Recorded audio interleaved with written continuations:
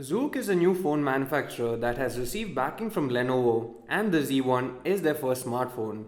On paper, the device seems to boast quite an impressive set of features and specifications, save for the older Snapdragon 801 processor that was seen in yesteryear's smartphones.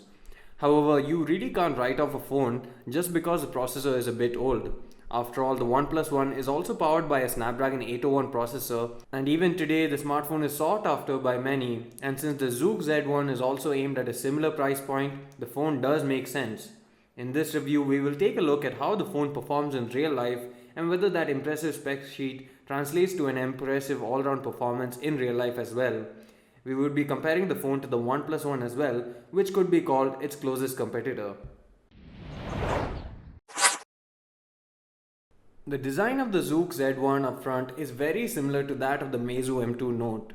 Not only are both the devices housing 5.5-inch displays, but they have very similar shapes and looks.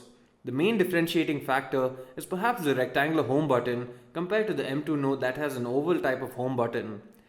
Despite having the same screen size as the M2 Note, the Z1 is actually quite a bit larger compared to the M2 Note. It is also heavier than the M2 Note by 26 grams.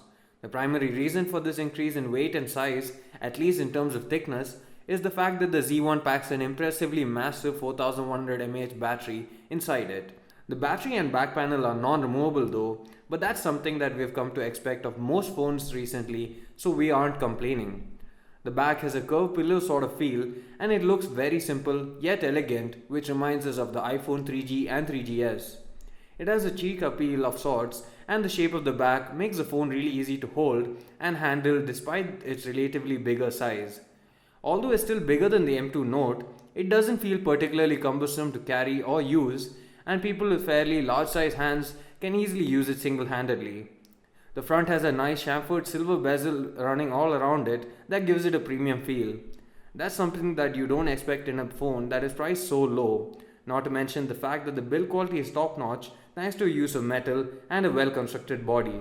Above the display you have the earpiece, front-facing 8-megapixel camera as well as the ambient light and proximity sensors.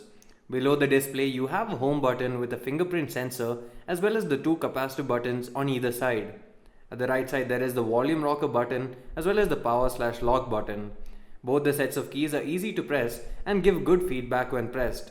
The left side houses the dual SIM card slot, which is a dual nano SIM tray. At the bottom you have the USB Type-C port, primary microphone, speaker grill and the cutouts for the antenna. There are cutouts for antenna at the top as well, along with the 3.5mm audio jack. At the back you have the 13-megapixel camera with OIS and dual LED flash. There is also a secondary microphone between the camera lens and flash, as well as the Zuk branding at the bottom. Despite the back cover being glossy, it really doesn't slip out of the hand. That is something we found to be surprising but very good. It is a fingerprint magnet however, but not easily noticeable since the white variant is what we reviewed. There is a grey variant of the phone as well, but there aren't too many photos of it online, so it's hard to judge which one is better till we actually see it. But the white one definitely looks good and it should suit both male as well as female customers. The display on the Z1 is a 5.5-inch 1080p IPS display. It is really bright and vivid. The sharpness isn't an issue as the 1080p display seems crisp regardless of whether you're watching videos or reading text. The sunlight legibility is quite good as well. The capacitive buttons on the Z1 are programmable and you can choose to have the return key and the menu key on the left or right side and vice versa.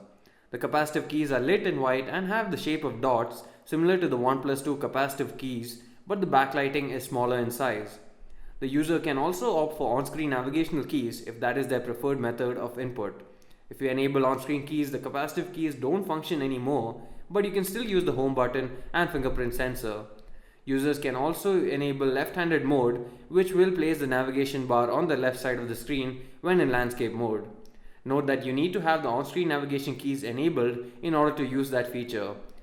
The fingerprint sensor is integrated into the home button and it requires just a tap to authenticate it like most smartphones these days. There is no need to swipe from top to bottom etc.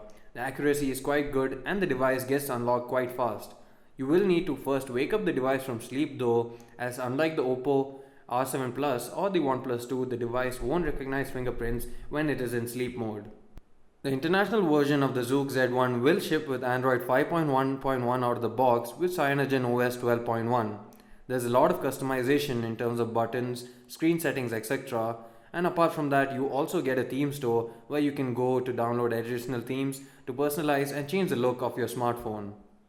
The Z1 supports dual SIMs. It takes 2 nano SIMs and does support 4G LTE. However, only one SIM can be on 4G LTE while the other remains on 2G. There is no microSD card slot, but there is 64 GB of onboard storage, which should keep most users happy.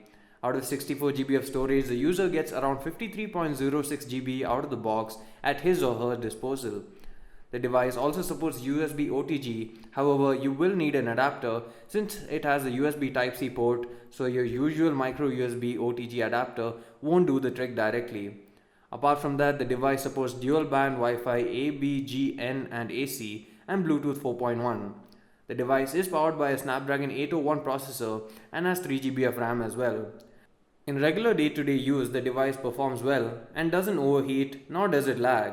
In fact, you would be surprised to know that the device is packing a Snapdragon 801 processor from last year, judging by its performance. The thing that's more interesting to talk about the Z1 is the audio quality. The audio quality through headphones is spectacular on the Z1 and one of the best we have seen recently, be it a flagship or any other kind of device.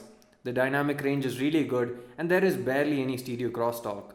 The image quality from the 13 megapixel camera of the Zuk Z1 is good but isn't great. It is on par with the likes of the OnePlus One at best, but I feel that the M2 Note has better image quality. The good thing is that the shutter speed is pretty fast and the dynamic range is good too. HDR improves on that, but the shutter speed is quite slow in HDR mode, so you'll have to remain quite steady in order to avoid ghosting in images. The white balance and color reproduction are pretty good, even though images tend to be a little undersaturated. The noise levels are kept to a minimum, however, even under low light, and that is a good thing. The Zuk Z1 has a massive 4100 mAh battery under the hood. While it is non-removable, it does seem to promise a really long battery life, and like the Oppo R7 Plus, it performed really good in our battery tests. The phone achieved a one charge rating of 14 hours and 41 minutes. The Zuk Z1 is an all-rounder of a smartphone. It has a lot of things that you would want for in a smartphone at an affordable price. At $284, which is approximately Rs 18,400, the smartphone falls around the same price point as the OnePlus One. It does offer very similar experience to the OnePlus One overall with a few additions such as the dual SIM slot, superb audio quality through headphones and the fingerprint sensor. While the OnePlus One is still an amazing smartphone, this could be the ideal phone for many who want something similar to OnePlus One but want something that is a bit more unique. If you have heard of the saying, it's so underground that it's mainstream, that is what has happened to the OnePlus One. It is a great phone, no doubt, but so many have it, and if someone wants something that isn't easily spotted in the public without having to make changes to what he or she expects in a smartphone, then the Zuk Z1 is a good deal. Currently, the smartphone isn't available in India, and we aren't sure when and at what price it will launch, but hopefully, if it does become available here, and when it does, customers will have one more good option to choose from. Listed below are the pros and cons of the device. If you like the video, do hit the like button and do subscribe to our channel for more videos like this. Thanks for watching.